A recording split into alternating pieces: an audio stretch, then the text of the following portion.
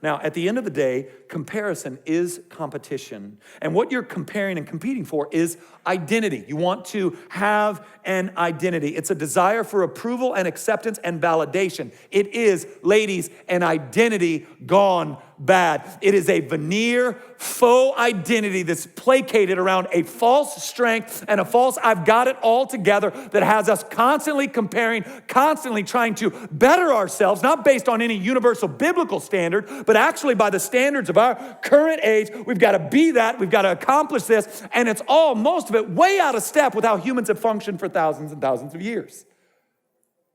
And it leads to dark, dark, dark places. See, when you put forth a veneer, an image of yourself that is untrue just to keep up, when you're trying to be in, to get the guy, to get the job, then, and God, listen, if social media has destroyed anything, it has destroyed our ladies. Bless y'all's heart. There's this faux image of what you're supposed to look like. And then what's the worst possible thing you could do with people who struggle with comparison? Give every one of them a phone with a camera in it. Like, no woman takes a picture of herself at 6 in the morning with Clearasil dried on that zit on her face. Living large, Women Crush Wednesday. Like, nobody does that. No, all dolled up, features like they want them, whatever could be strength or even made to look like a strength, just sitting around. And what is that? It's a veneer. And here's the problem with veneer. An untrue image of one's self will always lead to discontentment and insecurity, always.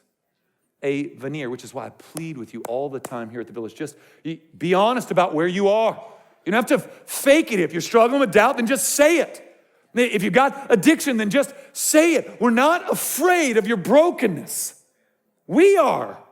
If anything, feel at home in your mental illness. Feel at home in your addiction. Let's journey together towards health and healing. We've got no shot at it if you're not willing to be honest. This veneer madness has to stop, because where it exists, there is discontentment and insecurity. That works itself out in fantasizing.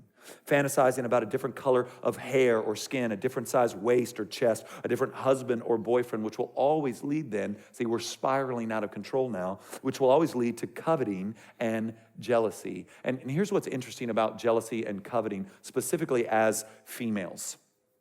Males will most often use their size and strength to intimidate. And so when men are insecure, have you ever heard little man syndrome? So when men are insecure, they're going to handle that physically, all right? Say something to me. I wish you would, right? That's what happens to men. Now, women don't tend to operate like that. They actually operate with words. And women can either, with their words, interject a type of fertilizer into human flourishing that makes everything grow, or they can, like some cruel ninja assassin, burn it all to the ground.